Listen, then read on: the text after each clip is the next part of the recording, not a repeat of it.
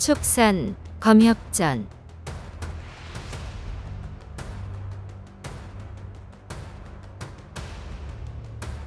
38화 위가장 대결.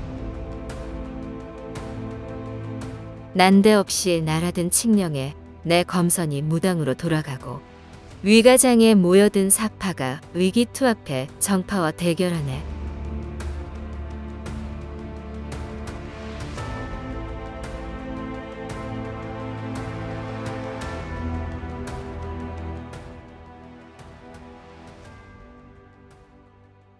저겸은 키가 육척이고 화염처럼 붉은 도사 옷을 입고 맨발에 집신을 신었다. 속발근관으로 머리카락을 묶고 허리춤에 쌍검, 등에 파란 호리병을 맸다.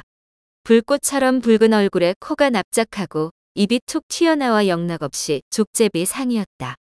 화씨 삼형제는 밑단이 짧은 붉은 상의를 입고 역시 맨발에 집신을 신었다. 붉은 띠를 머리에 묶었고 허리춤에 날이 얇고 긴 묘도를 차고 있었다. 일장 가까이 되는 큰 키에 낯빛은 푸르고 입술은 붉었으며 입을 열면 송곳니 2개밖에 안 보였다. 이 셋은 흉악한 생김새는 물론 차림새까지 완전히 똑같았다. 취도인 등 아미파 4사람은 화씨 삼형제의 행색을 보고 사술과 요법에 능한 도적임을 눈치채고 각별히 조심했다. 저겸은 아미파 상대가 등장하자마자 기다릴 것도 없이 검집을 툭 쳐 푸른 검광을 날렸다. 대결이 시작되자 취도인도 주저없이 검광을 발사해 맞섰다. 곧이어 화씨 삼형제가 검을 휘두르자 푸른 검광 3줄기가 나머지 3사람을 향해 날아갔다. 염선, 원각, 소인도 지체 않고 검광을 쏘아 적을 상대했다. 쪽빛 검광 2줄기와 하얀 검광 2줄기가 춤을 추듯 유연하게 푸른 검광 4줄기를 막아냈다.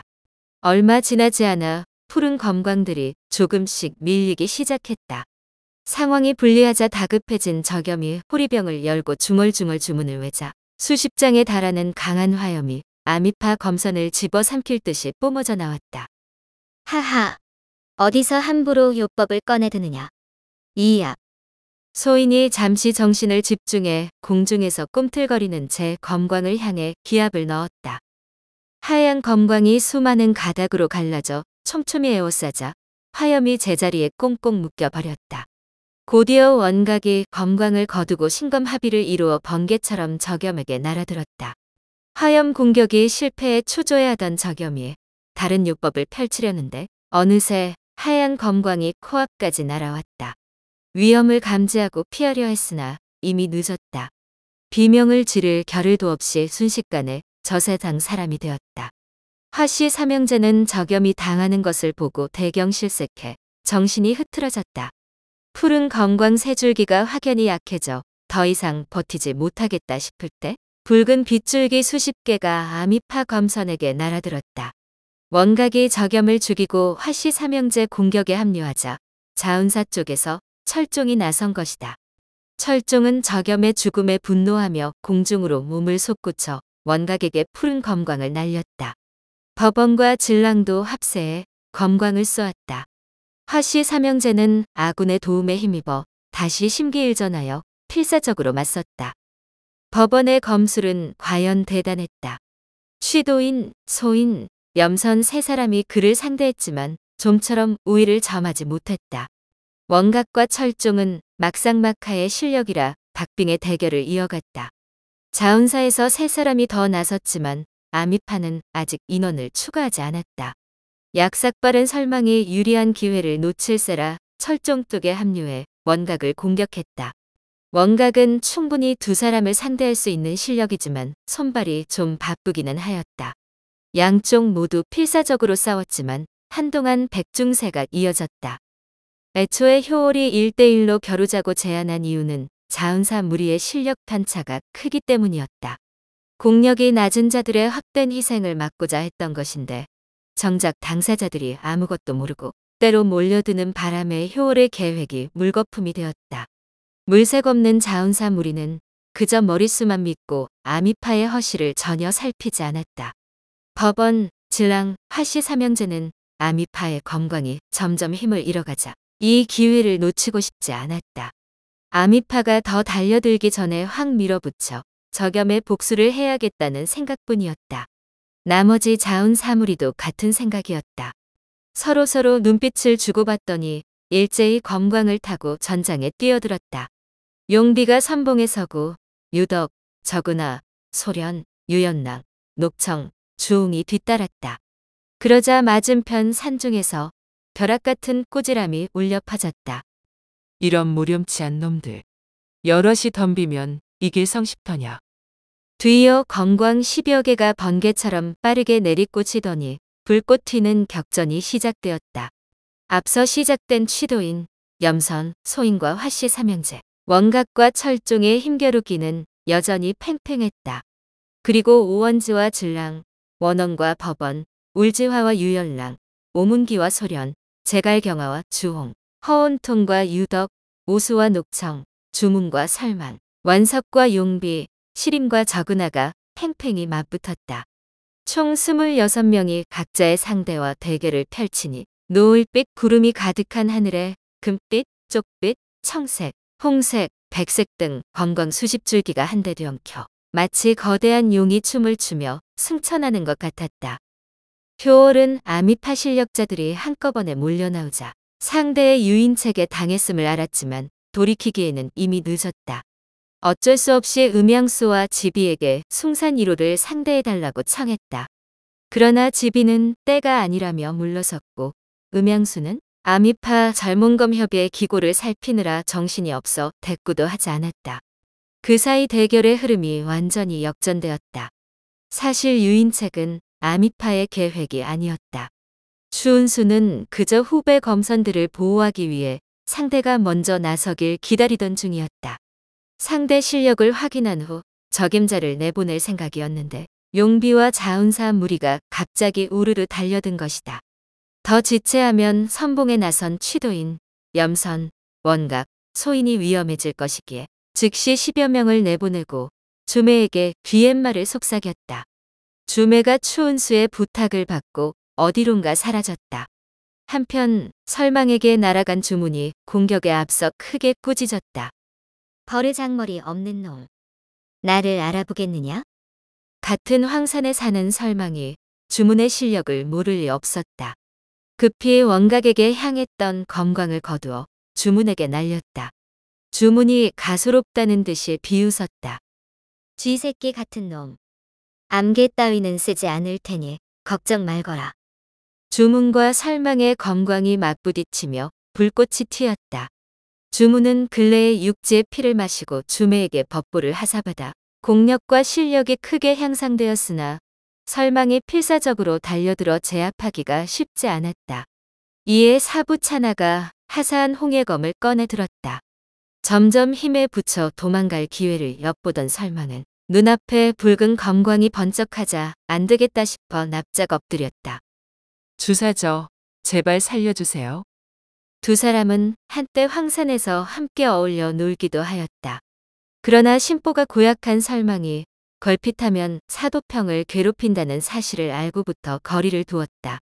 못된 녀석인 줄 알지만 살려달라 애원하니 측은지심이 생겨 얼른 검광을 거두었다. 그러나 칼날이 이미 설망의 왼쪽 뺨을 베었다. 왼쪽 눈을 포함해 얼굴 왼편이 피투성이가 되었다. 그래도 주문이 급히 검광을 거둔 덕분에 목숨을 건질 수 있었다. 주문의 검광에 밀린 설망의 검광도 완전히 빛을 잃었다. 내 사형을 봐서 살려주는 거야. 당장 검광을 거두고 썩 꺼져. 간신히 목숨을 건진 설망이 조용히 검광을 거두고 황산으로 내뺐다.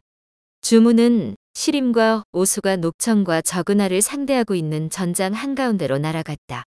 네 사람의 검광이 한데 뒤엉켜 치열한 접전을 벌이던 중 적은하가 뒤에서 날아온 주문의 검광에 맞아 비명 한 번 지르지 못하고 즉사했다.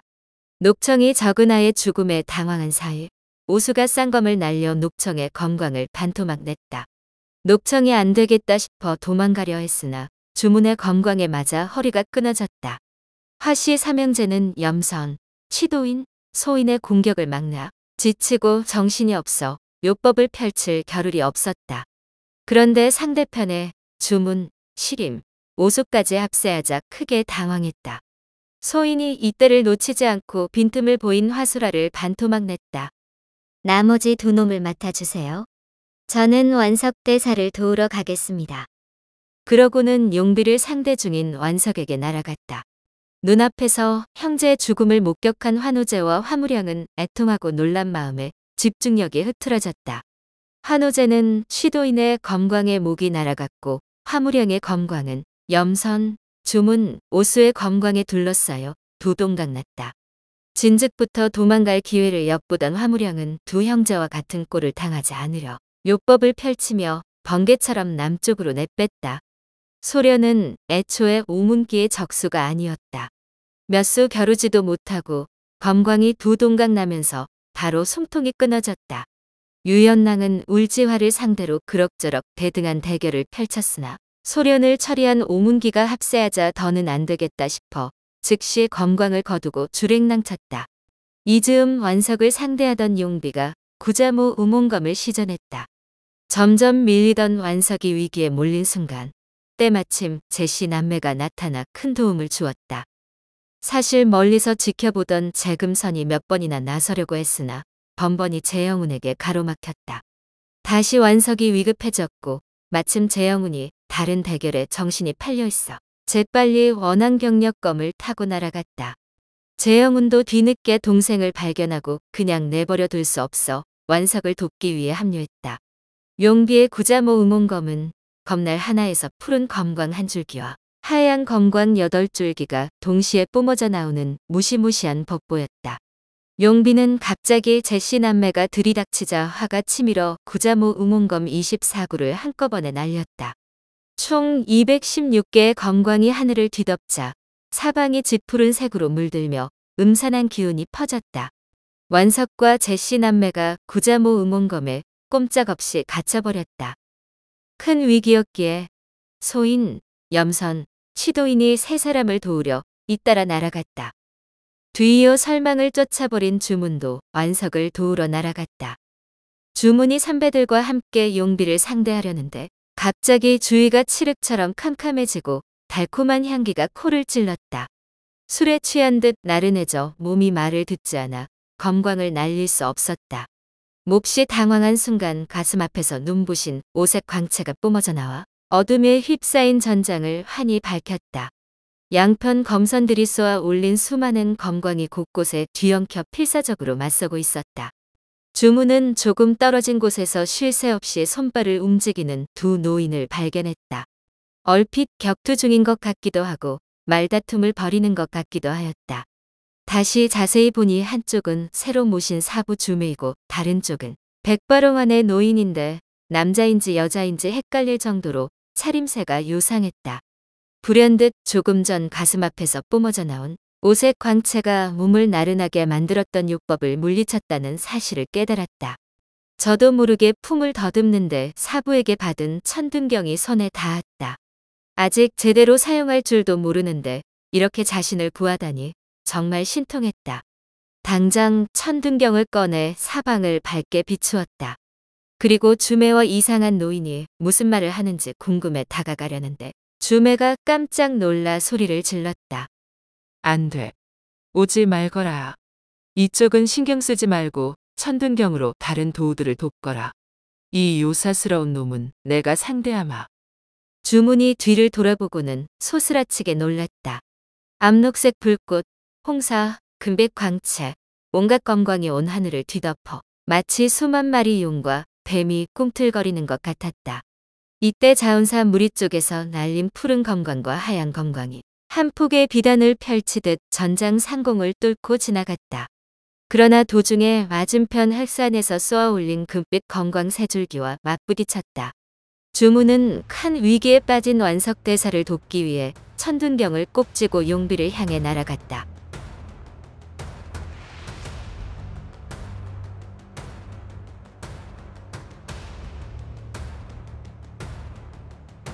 다음 화에서 이어집니다.